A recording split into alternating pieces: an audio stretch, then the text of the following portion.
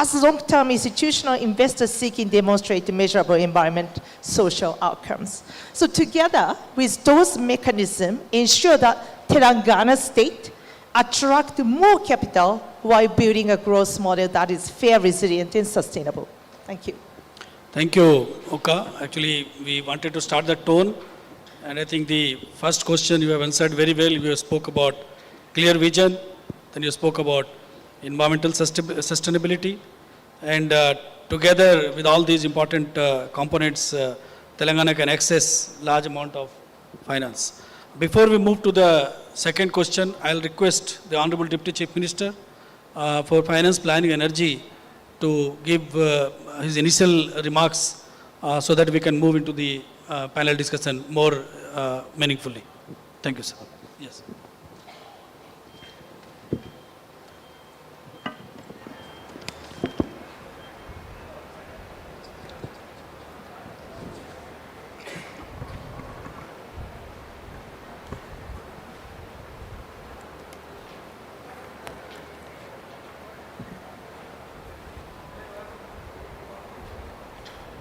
Sri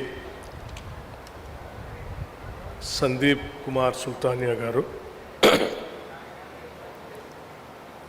moderator of the today's session, innovative PPPs, harnessing private capital towards public goods. He is our Principal Secretary Finance, and Mio Oka, Country Director ADB, Sri Mohit Aroraji, MD Blackstone, Gauri Shankar Nagabhushanam, CEO Capital India Trust, Capital Land India Trust, Harsha Kupchandani, Investment Officer, International Finance Corporation, and other esteemed guests and participants of this session. A very good afternoon to all of you. And let me also express my thanks and appreciation for coming all the way in a short notice for this Telangana Global Summit 2025, in which we are releasing a document, Telangana Rising 2047 vision document, which is aimed at $3 trillion economy. By 2047, we wanted to achieve to that economy. So keeping that in our mind, our thought, under our Chief Minister Shri Reddy Garu and other entire cabinet colleagues, to achieve that goal, we thought first let us prepare a document by consulting various sectors and important industry leaders, ISP, Niti Aayog, and all our departmental secretaries under the various departments, ministers heading over. And finally, we have prepared a document and we are going to launch that or release that document today evening. In this session,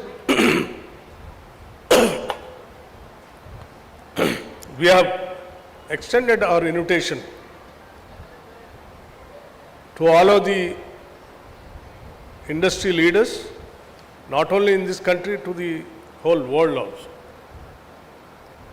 Many of the countries, nearly about 6 continents, people have participated and they are giving their valuable ideas and suggestions also.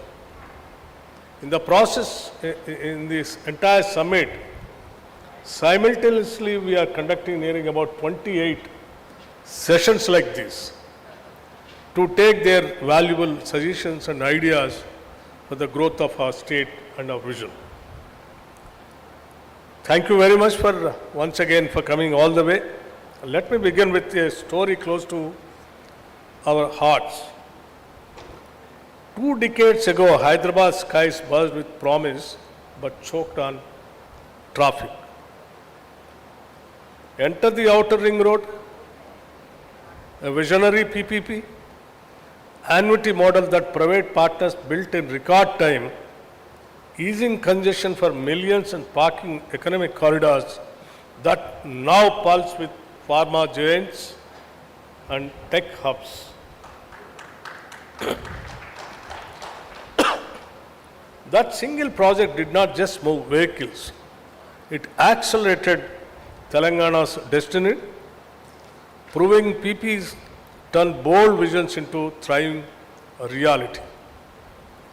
At this Telangana Rising Summit, as we unveil Vision 2047's roadmap to a $3 trillion economy, the truth is stark. Our $200 billion GST and 37% investment rate yield 70 or 75 US billion yearly. Yet, a 30 billion gap looms today, expanding relentlessly. PPs are the engines for core urban, in the sense cure, peri-urban cure, and rural agri rare zones, targeting $1 trillion economy by 2034. Unleashing private capital for metros, solar parks, and skill hubs while freeing public funds for human development and net zero ambitions. 3 fiscal realities compel this: GST limits, tax to GSDP hikes, FRBM caps borrowing at 3% of GSDP, dwindling household savings, starve long-term projects. PPs break these chains, channeling institutional funds into transport, renewables, and digital infrastructure with smart risk allocation for scale and efficiency. We have nailed it before. For example, Hyderabad International Airport's lasting concession with public oversight. Our outer ring road, rapid delivery. Metro Rail's hybrid DBF40 success, all powered by swift approvals, stable rules, and fair resolutions. Global examples guide us. Chills $15 billion via standardized contracts. Australia's affordable water reliability, UK's outcome-driven hospitals, Canada's transport public-private partners in Vancouver attracting pension funds. Vision 2047 envisages private capital playing a dominant role, with public-private partnerships contributing approximately 10 to 15% of total investment. This contribution is vital for reducing fiscal pressure and accelerating long gestation projects in mobility and clean energy and social infrastructure. By anchoring investment in well-structured public-private partnerships, Telangana creates a scalable financing environment aligned with the long-term goals. Areas of public-private partnerships, expansion in Telangana, transport and urban mobility. As urban centers expand, as you are all aware, the Telangana state is more or less a city state. It is expanding in such a way. That is how our government has also designed like core urban regional economy, like within the outer ring, inside of the outer ring road, beyond outer ring road, in between regional ring road is peri-urban regional economy, and beyond regional ring road, rural agriculture regional economy. That's how the state has been, we have designed to expand our urban area also. As urban centers expand, demand for metros, BRT corridors and road systems will grow more and more. Public-private partnerships can support construction and operations through predictable payment structures, ensuring high service quality for capital-intensive projects. Renewable energy and emerging technologies. To contribute to India's 500 gigawatt renewable target is also a huge target, where Telangana can use public-private partnership for solar parks and hybrid zones. Long-term power purchase agreements reduce developer risk, which is possible in the energy sector. Public-private partnerships are also applicable to grid-scale storage, green hydrogen and industrial decarbonization. Logistics and industrial infrastructure, if you see, supporting sectors like pharmaceuticals and electronics requires robust logistics. Warehousing, cold chains and multi-modal parks can be delivered via public-private partnerships, where the state provides land and connectivity while private partners fund facilities. Even digital and data infrastructure also. Artificial intelligence, cloud computing demands significant digital infrastructure today. Public-private partnerships models can facilitate data centers and fiber networks by combining public utility provisioning with private technology investment, positioning Telangana as a digital hub. Healthcare also, public-private partnerships can expand diagnostics and hospitals with payments linked to service quality. Education partnerships can support digital classrooms and skill centers. As already we have started skill centers in our state, like, one skills university, which is already started here in this Bharat Future City, where we are conducting this seminar. It is on the construction of the classes already started in other campus. Maybe very soon, in another 3-4 months, we are going to inaugurate that building also here. Apart from that, way back when we started nearing about some ITIs, nearing about 65 ITIs, old ITIs, the moment we came to power, the present government, we have converted and all these ITI centers as advanced technology centers, where the skills are taught there in those centers. And now, apart from 65, another 45 centers we have newly sanctioned, nearing about 105 centers in the entire state. Now the skills centers are started with public-private partnerships. Many of the industry leaders involved in this skills university and advanced technology centers also. Their participation, they deciding the syllabus, they are selecting the academicians, and they are teaching and taking them into their companies as their workforce or talented human resource. So, outcome-based contracts here, workforce contracts tied to job placement and skill development programs. And water and sanitation also, performance-based models can enhance operational efficiency. Advanced PPPs, tools for Telangana's investment agenda. To attract long-term capital, the state can employ sophisticated instruments, partial risk guarantees, mitigate regulatory risk to attract institutional investors. Outcome-based financing links payments to specific indicators, learning outcomes like aligning public goals with private operations. Blended capital combines public capital with private investments for innovation-driven sectors. Revenue-linked models like strengthen viability in sectors with stable user fees.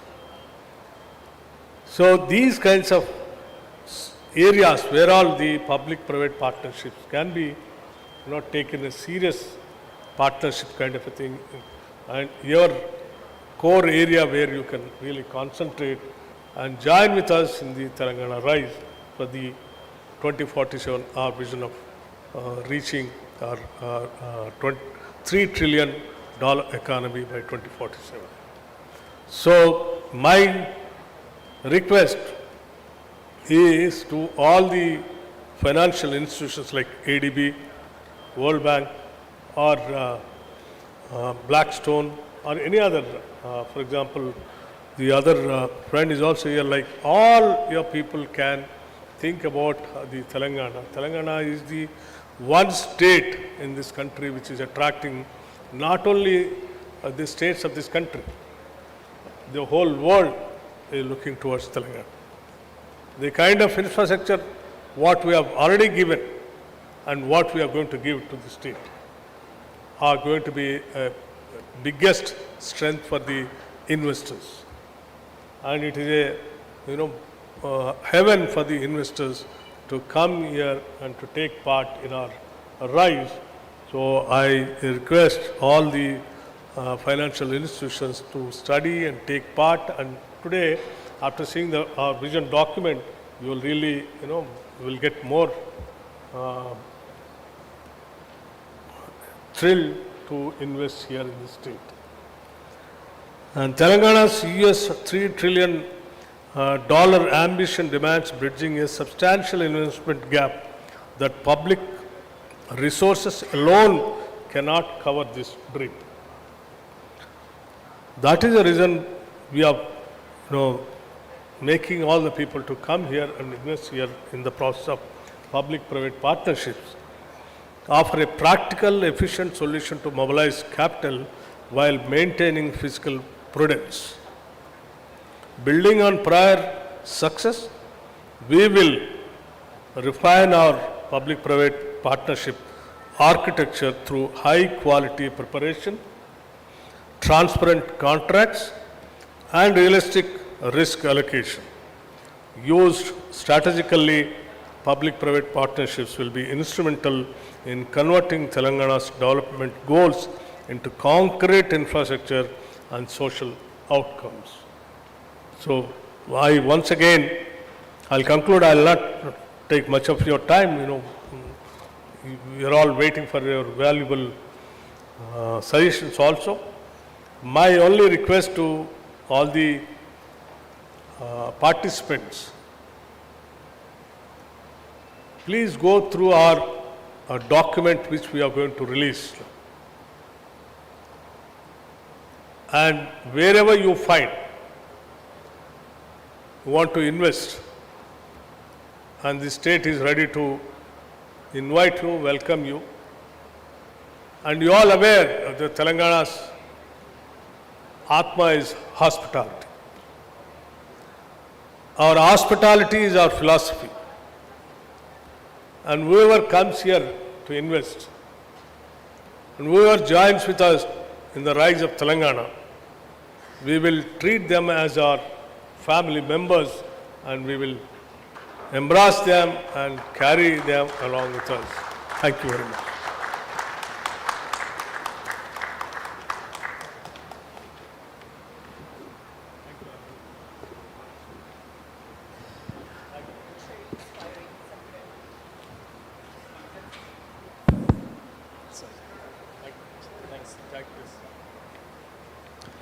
Thank you, sir.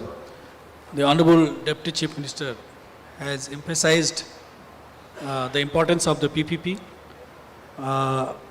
and the success which Telangana had in many of the important projects like ORR, Metro Rail, Skill University. So these are all very, very successful projects which Telangana has already executed before. And he has also emphasized upon the limitations of the state government in raising the finances. So that's where the importance of the public-private partnership becomes very, very important. Our Deputy CM has also emphasized that, as we have kept a target of $1 trillion by 2034 and $3 trillion by 2047. So our investment rate, which is at present the 37%, has to go to 50%. So for that we require more funding for accelerated development, accelerated growth rate. So so our Honorable Deputy CM has made it very, very clear in the beginning itself as to why we are pitching for public-private partnership. And our experience in the past, basically we are trying to convey that our state is very, very ready and poised for this kind of investment. Our Deputy CM has also said that today evening our Telangana vision document is going to be released, and all the participants are requested to go through it, and wherever there is a possibility of investment and doing something more concrete technologically, I think the state will be welcoming all of you. With this, we will move to the next part of the question. I'll ask Harsa Kupchandani, that is for future ready infrastructure. With plans for logistic parks, industrial corridors, and increased energy needs, how can PPPs be leveraged to build and finance future ready infrastructure that is resilient to climate change and driven by frontier technology moving beyond conventional projects? Harsa. So, thank you for having me here.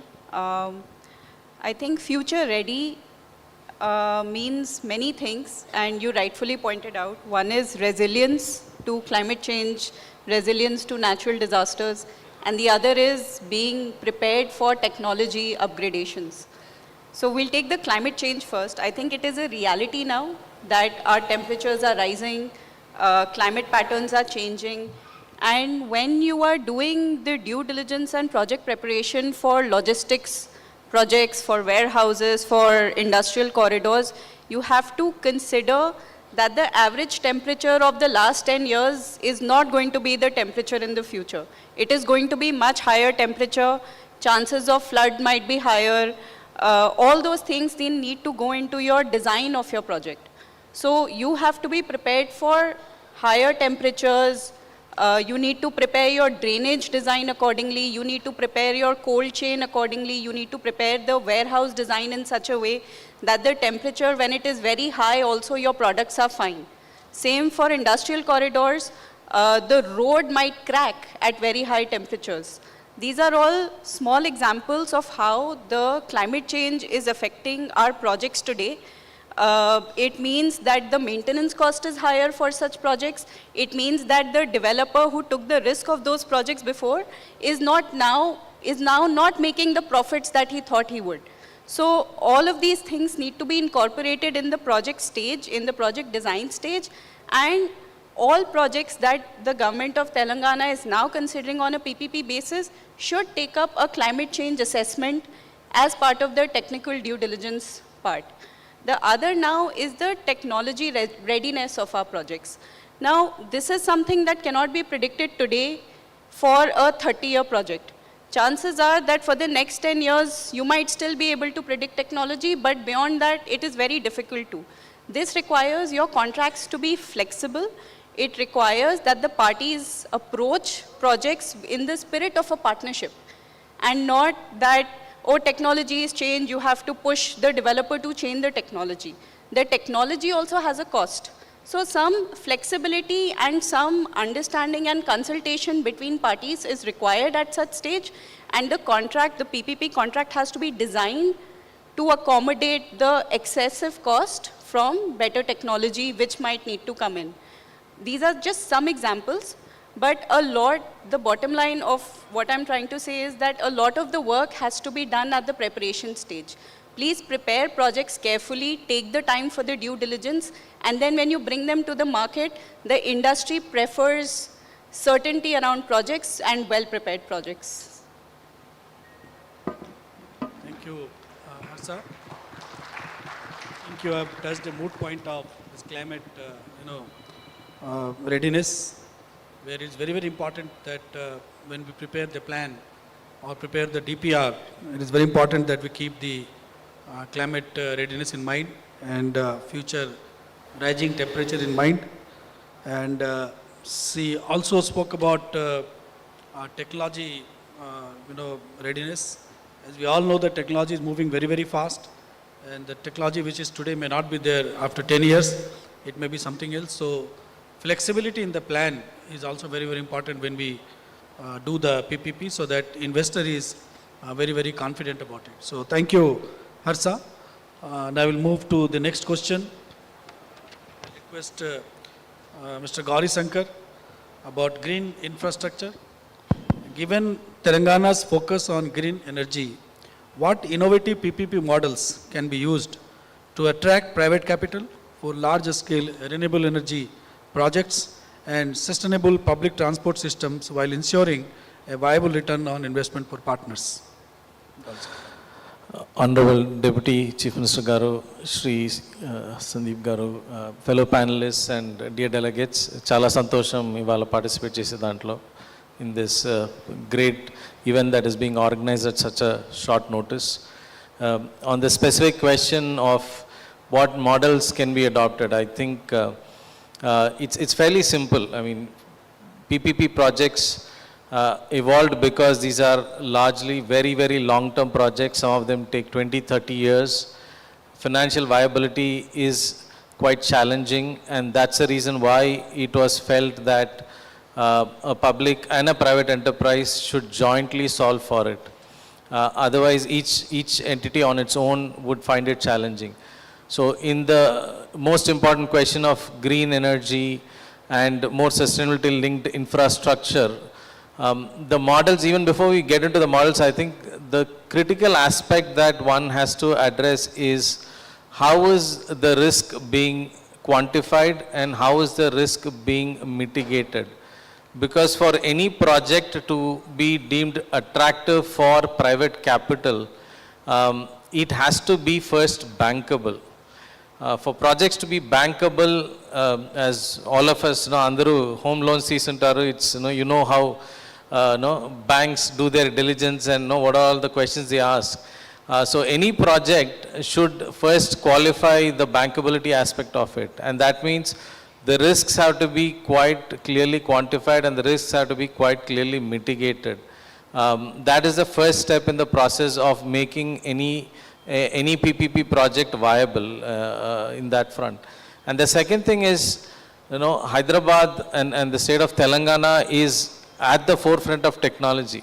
Today, if you see where, as the Honorable Deputy Chief Minister was mentioning, Hyderabad has leapfrogged into the, becoming a technology and innovation center, and, irrespective of who has, been, coming to look into India, they all want to end up a large part of their share of investments and a large part of people coming and setting up shop end up being in Hyderabad because it is a technology center. And in terms of for green energy per se, because this is something which is absolutely critical for any industry that you're operating in, whether you are in the hardcore renewable space for its own sake, or if you are in the IT space, or you are in data centers, or you are in any other logistics or transportation, how you power it through green energy is becoming very critical. To fund these projects, therefore, these long-term projects, in addition to risk mitigation, some form of blended financing can be looked into. Wherein you have capital, you have different tiered capital. Private capital should be taking the larger portion of the risk. There are public funds that should be taking, a lesser portion of the risk. For instance, you could come up with public financing of, let's say, for every 100 rupees that public puts in, private capital has to put in 900 rupees, and the 1,000 rupees goes into implementation of a project. And the risk and rewards can be, linked in the manner that who takes the bigger risk gets a bigger reward, and who takes the lesser risk get the lesser reward.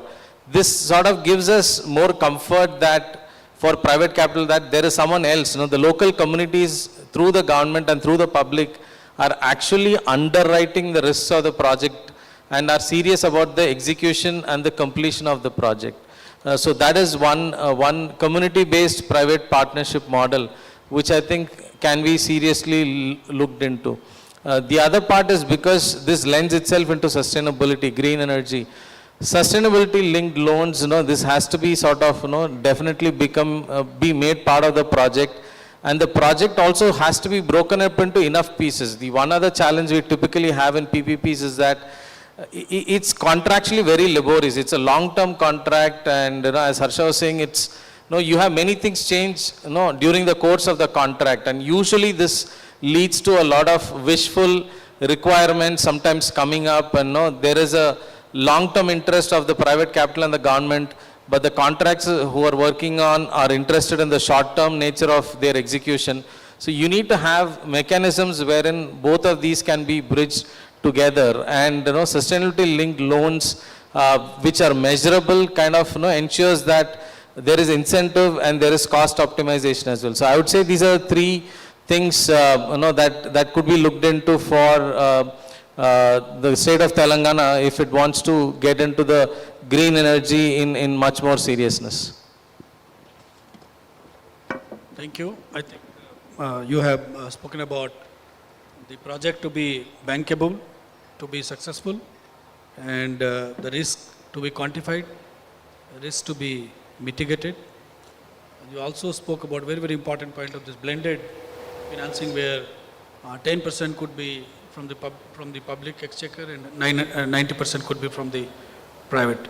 I think this is a very, very important point you have touched, Gauri Shankar Garu. Now I'll move to the next question to Mohit Arora Garu. Telangana is reportedly exploring property monetization to bridge resource gaps. What are the best practices for using PPPs in this area to maximize returns for the state while maintaining public trust and avoiding speculative bubbles? Thank you. Honorable Deputy CM Sir and Mr. Sandeep, thank you for having us out here, and thank you to the entire audience for joining us here.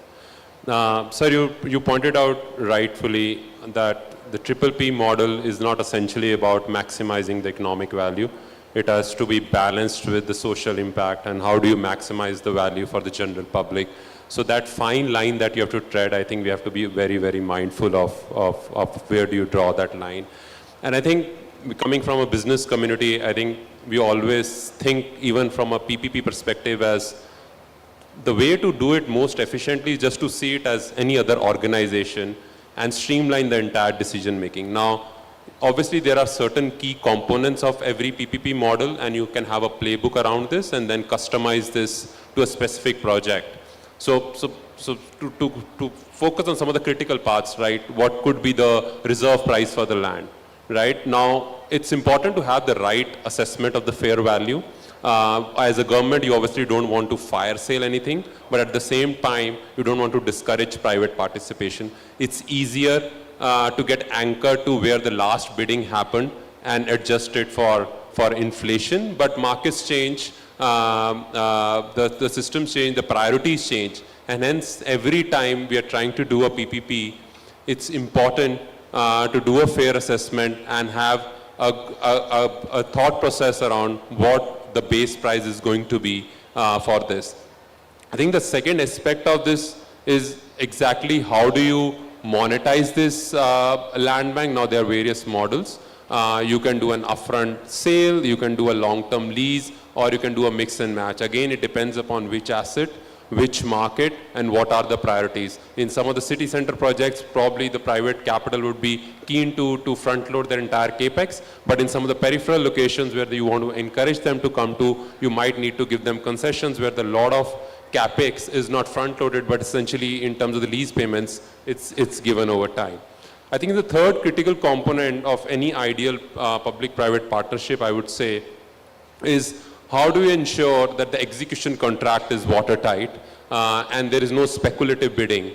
So whether it's about the lockouts on further sale, whether it's about allocating a particular piece of land for affordable housing, or some of those, or standardizing the entire unit mix and pricing mix to ensure that everybody is aware of what the variables are and what are we playing around to create value or generate returns in this PPP. And I think from a government perspective, when you put all these three things together, you overlay this with how do you actually account for this. And from an accounting perspective, I would say again two critical bits. One would be to be very, very transparent about off-balance sheet liabilities in terms of any state guarantees that you are giving or any kind of subsidies that you are giving which are long-term in nature should definitely have a sunset clause and very, very transparently disclose to the private party as well as to the public in general. And also from a revenue perspective, these are capital inflows. So not to confuse them with a recurring revenue expenditure and not plan your budgets around this. And effectively to keep improving this efficiency and to ensure that the best practices, probably it's not a bad idea to have a dedicated PPP a committee or a land monetization committee which effectively consists of technocrats who are maximizing value for the government and public as well. Like from our perspective, we would say that government is an entity which public is a shareholder. So you set up that committee who works for the government, who works for the shareholders of the government to maximize the value. Good, Mohit. I think you have touched a very, very important point, particularly about this different mode of PPP financing. You spoke about, when we talk about land monetization, you spoke about outright sale, you spoke about lease model, and it depends on the investor whether he wants to offload the front load the capex or if he is not interested in front loading the capex. So you spoke about different models, then you spoke about execution of watertight, timeline. So I think that is very, very important. And last point which you said about dedicated PPP committee, I think is an important suggestion which we'll definitely discuss upon once the conference is over. And now I'll move to the next question, which I'll request again to Mohit. Affordable housing.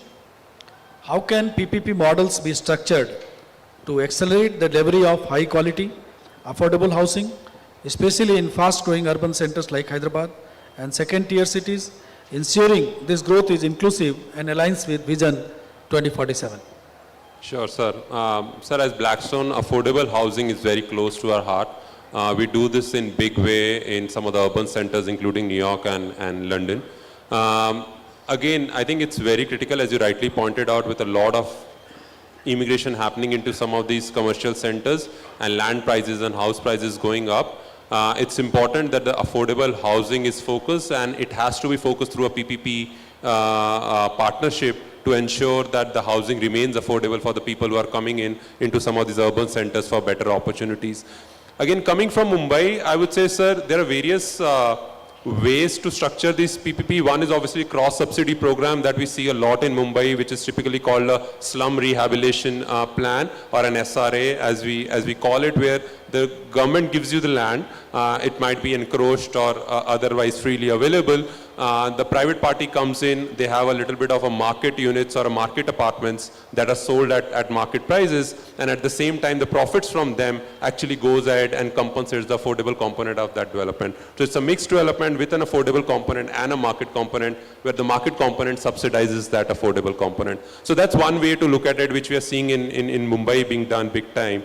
The other way could be just the viability gap fundings that you do, and that are more critical, I would say, in some of the periphery areas where the market prices of even the market units are not that high, or the land prices are not that high, that actually giving land at a concession is adding or is ensuring that the project becomes viable. So at which point in time there is an absolute amount of capex that government might need to support to ensure some other periphery projects are also taken off. But I think equally important, sir, and that we are seeing a lot in some of the developed markets, and we would want to see big time in India as well, and specifically Telangana, is the entire concept around rental housing. This is something that can very well take care of a lot of this population which is coming in and moving out. A lot of this mobile population where you have affordable rental housing for them. We've taken a big initiative under PMAY. But if you compare India to some of the other developed economies, what you see typically in India, why rental housing has not taken off, it's today probably like 15% of the market. vis-a-vis 40-50% in some of the developed markets is one, the rental yields are very low. The rental yields in a house in India are probably close to 2-3% compared to the financing rate of 8%.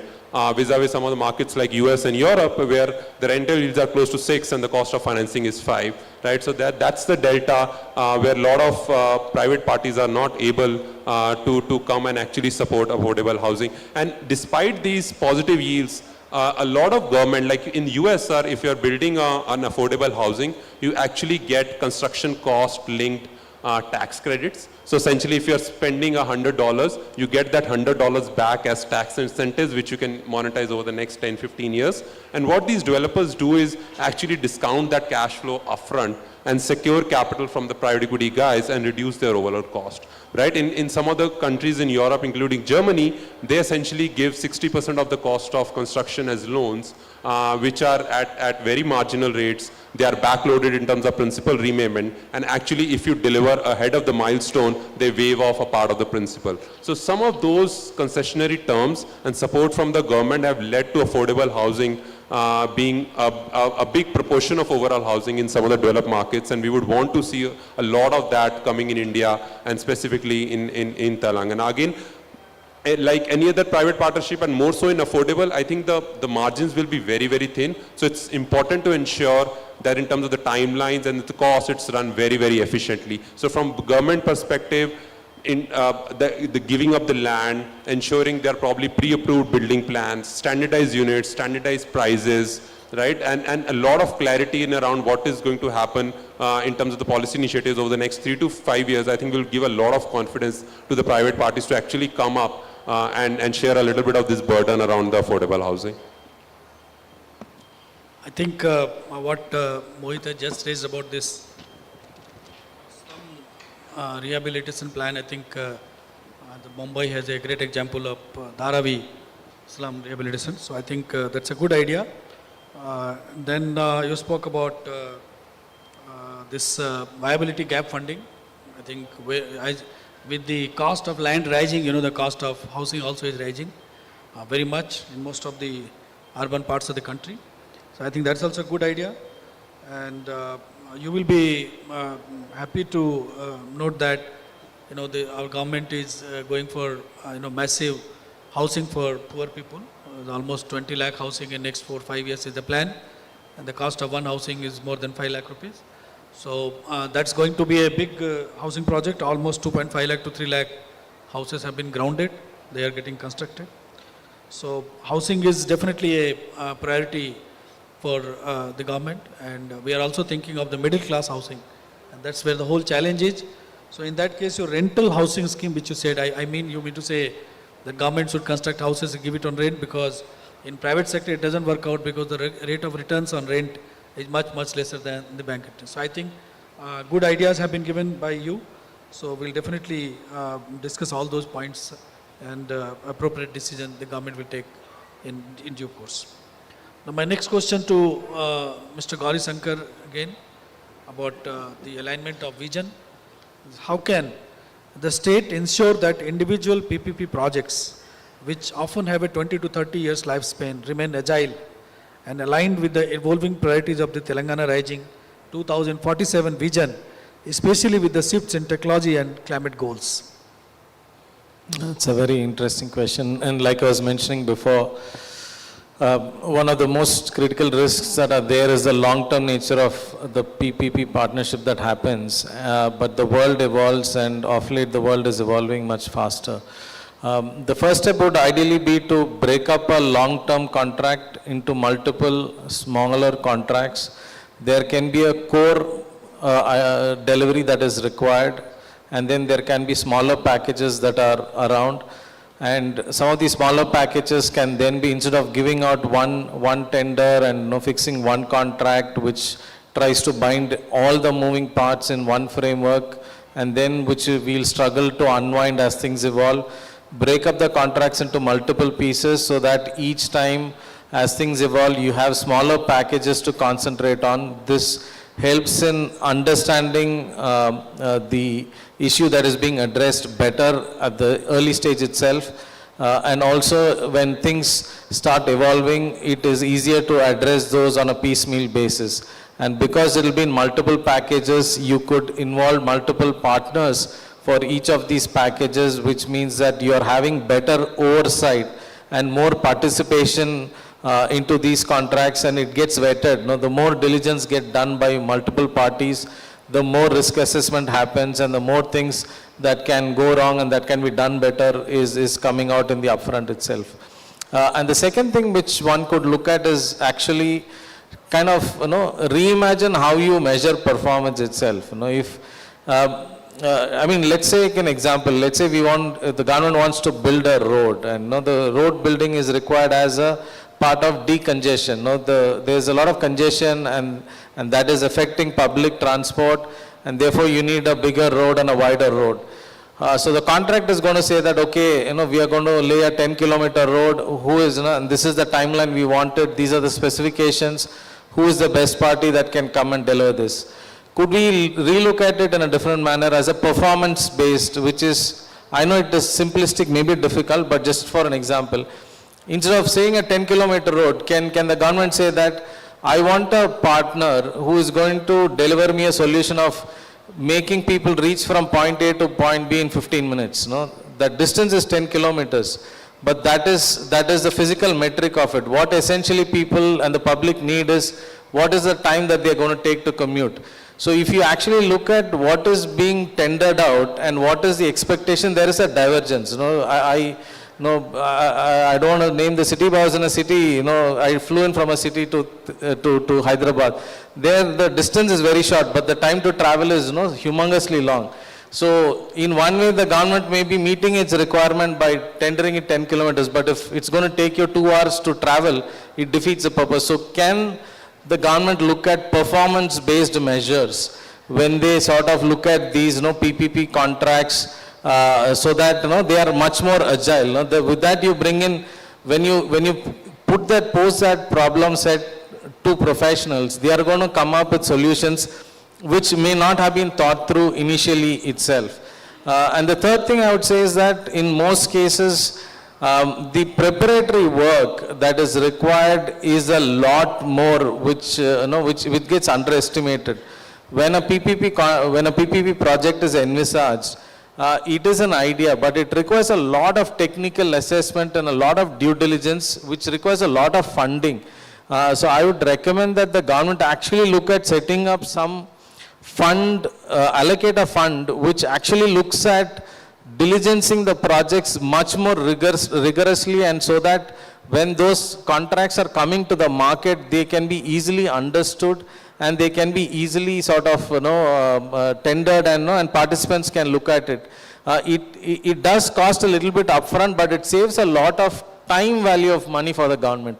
The government may be putting 10 rupees today, but if it's able to save 6 months or 12 months of timeline, the amount of benefit that it is able to pass on to the eventual public is humongous in terms of value.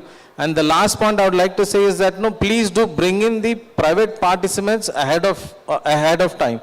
I mean, there is a lot of times when private participants are happy to do pro bono work with the government to find out solutions. They may not end up winning the tender, but that is okay. But the private participants are more than willing, as a part of their social responsibility, to work with governments to assess very rigorously solutions that can be provided and what can be and because it's an evolving technology and each of us have worked with, no one person knows everything. The multiple people, multiple sets of professionals face different sets of challenges, and if all of them are coming together before the idea gets frozen and before it is getting tendered out, I think it can be managed and can be structured much better, and the solution, the outcome of that and the benefit that accrues to the public will be much more. So that's my short view on this one. I think Mr. Gaurisagar, you have raised a very, very important point, and it is true that whenever we tender a project in the sense that we want a road project from A to B kind of this thing.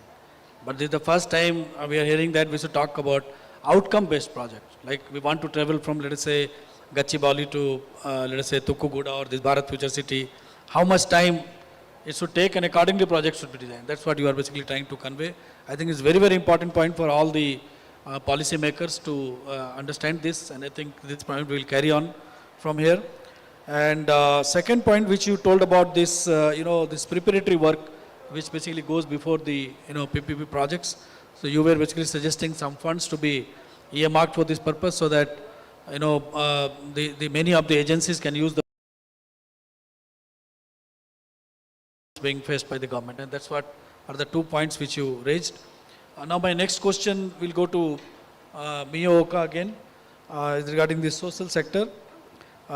This beyond economic growth, how can PPPs in social infrastructure such as healthcare facilities, education hubs and skill development centers be designed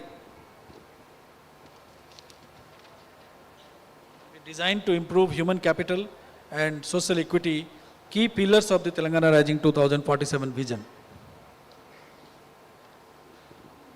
Thank you. Social sector PPPs or the even private sector projects are very challenging because they are not normally bankable. And also social sector financing heavily rely on the public financing for the equity purpose as well. But one thing that we are trying to come up is a national ITI upgradation program, which is that ADB supports now. And just try to explain how it works. The hub and spoke clusters will follow a concessionaire model. An industry partner finances, upgrades, operates, and maintains a group of ITI for a defined period. This is a skill project. Governance is provided through a Section 8 special purpose vehicle with shared ownership between the central and state governments and the industry partners. Responsibilities, risks, and performance requirements are clearly defined through a shareholders agreement and the license agreement. And new assets created within the cluster ultimately revert to the state at the end of the license period, while industry brings the technology, curriculum relevance, and employment linkages during operation. The model aligns training quality and expand opportunities for underserved youth, showing how PPs can really serve those populations. But here I really want to emphasize the importance of the public financing, because the more skill project that we finance through PPP and our project, what I see is the importance of the foundational level of education. Unless you have a good education at the start, you're not going to be employed, no matter how much you spend money on the skill program. So this is something I'd like to really emphasize. And second point that I'd like to emphasize is India has planned and implemented good practices on the PPPs. And I believe this is a time we need to export the practice to countries in Asia. So ADB would really love to support, particularly like digital AI technology based in Hyderabad, to be planted elsewhere in Asia. How about the Pacific, Southeast Asia, other countries? And this is what I would see as a new role for the investor like us to facilitate. Thank you. I think you have touched a very, very important point about PPP in digital technology, AI technology, which are now becoming the foundation for many social sector schemes, healthcare, education. So these technologies are very, very important, and you have expressed your desire to fund these kind of projects whenever it is being taken up. You also said that this is the time when we should explore it more and take it up in the future. So my next question is again to Miyoka. What is the role of PPPs in ensuring that the benefits of rapid economic expansion reaches rural areas, growth beyond major urban centers?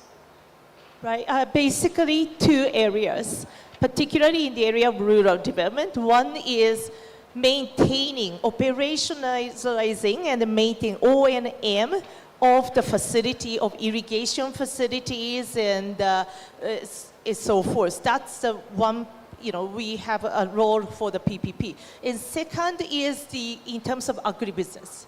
So we have a cold storage and warehousing that's operated by the private segment, and those two are good. But I want to see the third area in future, particularly in this state, is innovation. One area we are looking into is the carbon sequestration. So we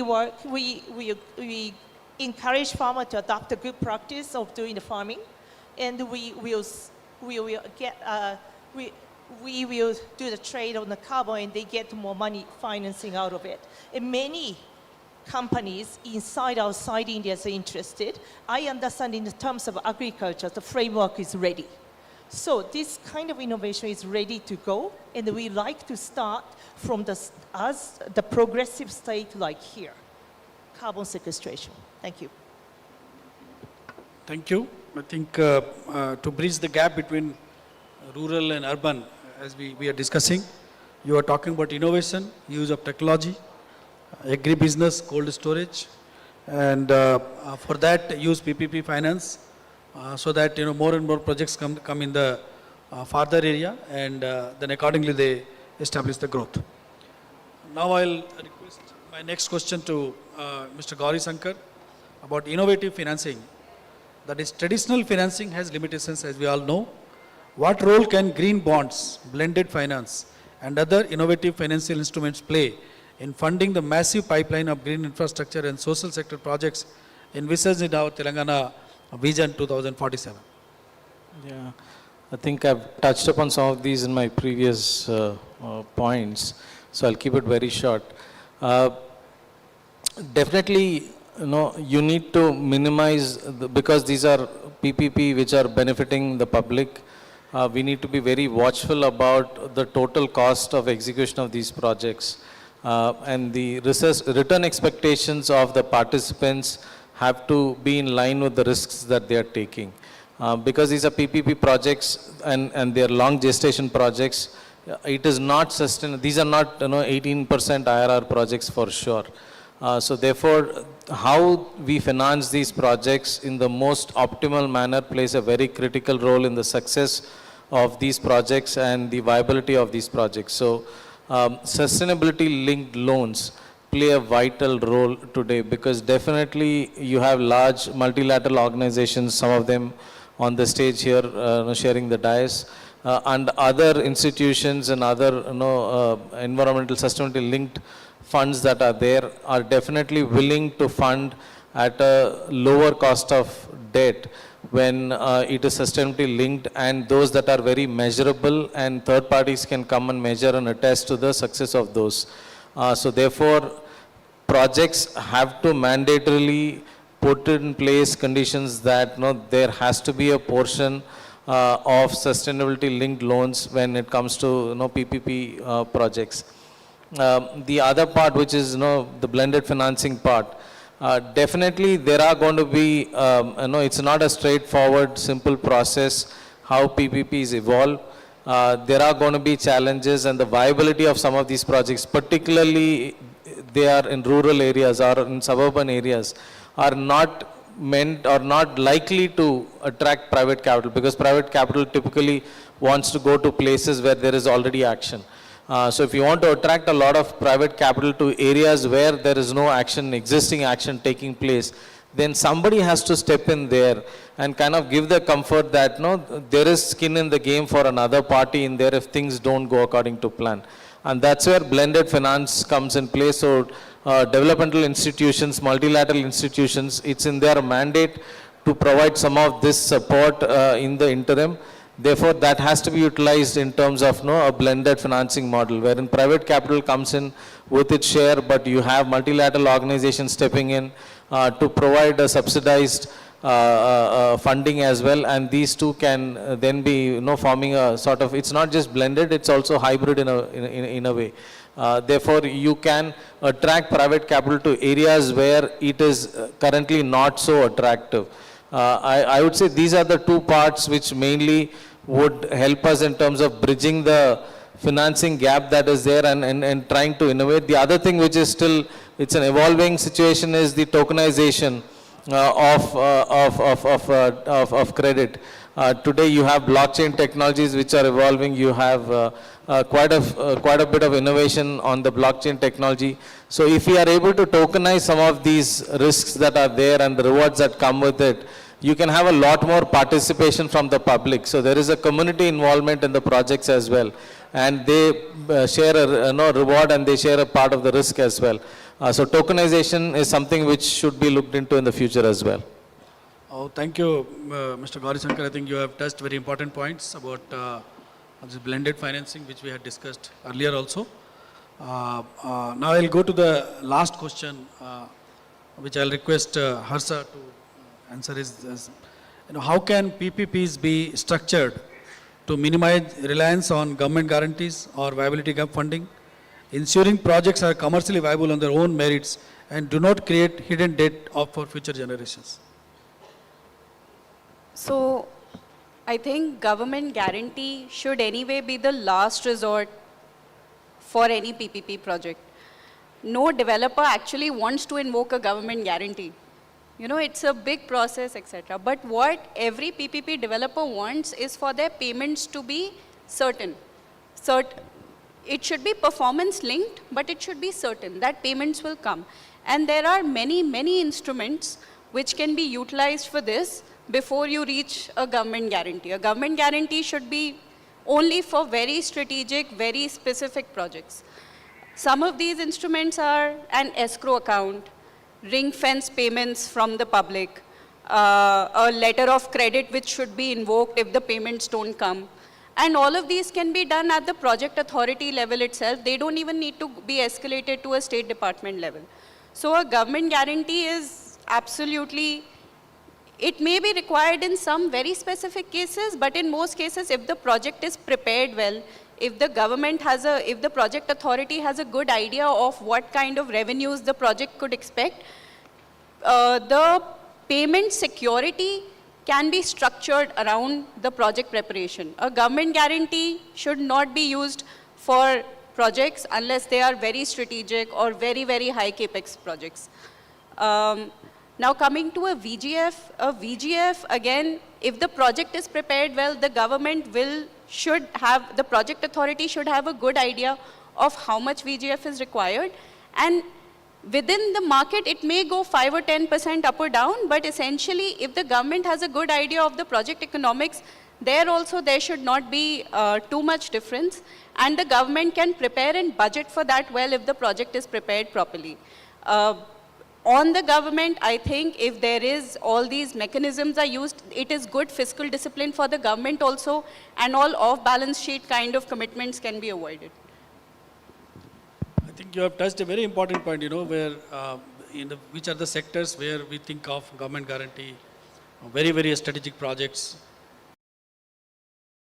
The projects of PPP particularly should have, pure commercial, this thing where revenues are clear, and revenues itself should be in a position to fund the project, and that's what I think you're emphasizing. You spoke about VGF also, like which are the projects, or which are the sectors where the government should think of VGF. I think I think you have now. I think this is wrap up this thing. We have done a good discussion. I would like to thank our Deputy Chief Minister, sir, to give initial remarks and setting the tone for the discussion. I'd like to thank Miyaoki ji. Then I'd like to thank Mr. Gauri Shankar, Mr. Mohit, and Ms. Harsha Kupchandani. We have learnt a lot of things today on PPP aspects, and some of the points are very, very important. Like you mentioned about the, when PPP project, it should be sustainable, and it should be, congenial to the future generations. Then you all spoke about the financing. We spoke about this affordable housing. We also spoke about what kind of regulations should be there so that we don't face problem tomorrow. And some suggestions like special fund for, preparing the DPR is very, very important. So all those suggestions are going to be helpful to us, to our government. in achieving the objectives which we have set up in Vision 2047. So thank you everyone for this wonderful suggestions and guidance given to our government. Thank you very much. Thank you one and all.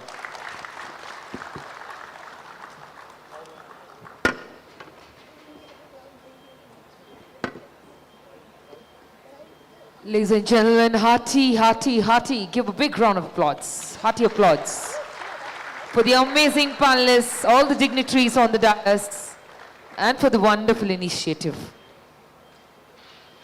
My absolute pleasure and honor, I request our Honorable Deputy Chief Minister, sir, to kindly felicitate our honorable speakers. Can we have, please? We begin with the Country Director, Asian Development Bank, Ms. Maya Oka, with a huge round of applause, please. Can we have you step forward, please?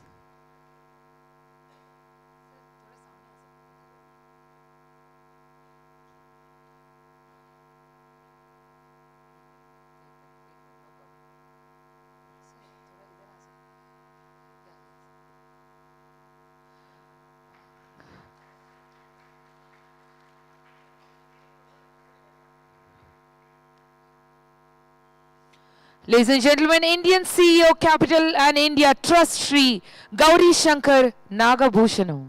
Gattiga chappatlato, let's honor him. Sir, can we have your 2 steps forward?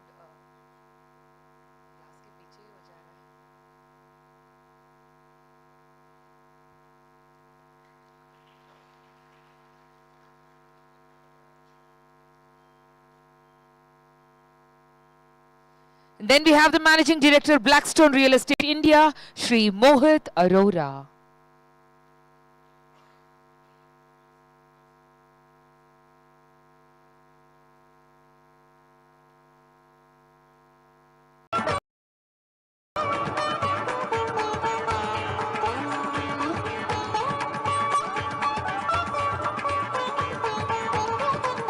Check. Ladies and gentlemen, give a big round of applause as we heartily welcome our Deputy Chief Minister, Minister of Finance, Planning and Energy, Government of Telangana, Shri Mallu Bhatti Vikramarka.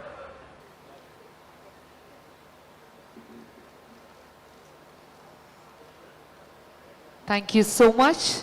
Time to felicitate our Principal Secretary, Finance. Give a big round of applause for Shri Sandeep Sultania with a huge round of applause.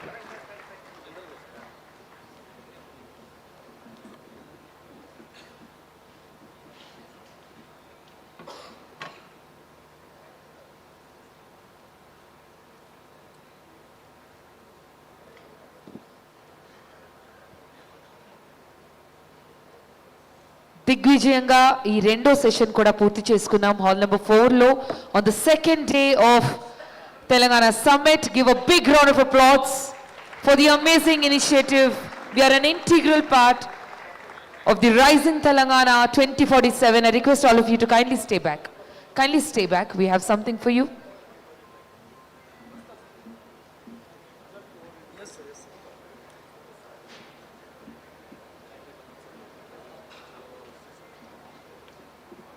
I request all of you to kindly step back. We have something to deliver to you.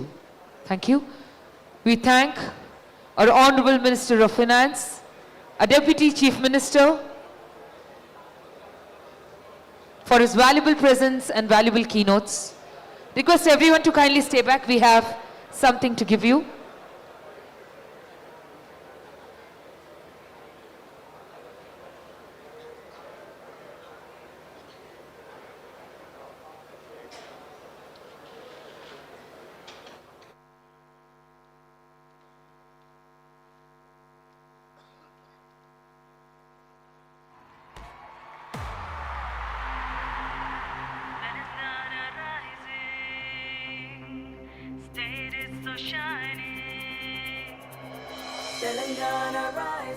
Gesture of honor for our Deputy Chief Minister.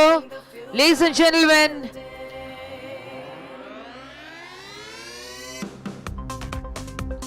kindly collect your bags before you go. We are delivering it to your place if you are standing there.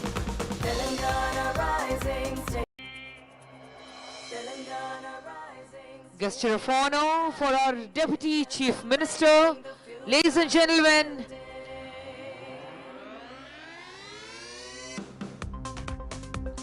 kindly collect your bags before you go. We are delivering it to your place if you are standing there. Telangana rising, state is so shining. It's just amazing, the future is building.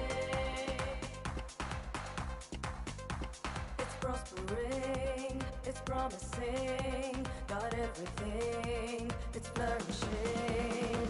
Telangana rising, state is Please kindly collect your bags, I repeat, before you leave this arena. By the way, we have an interesting and yet another amazing session as the closing session for day 2. On a high note, I request all of you to stay back for this session as well. this land of great history, technology, and tourism that you gotta see. Telangana rising, it's just amazing, the future is building.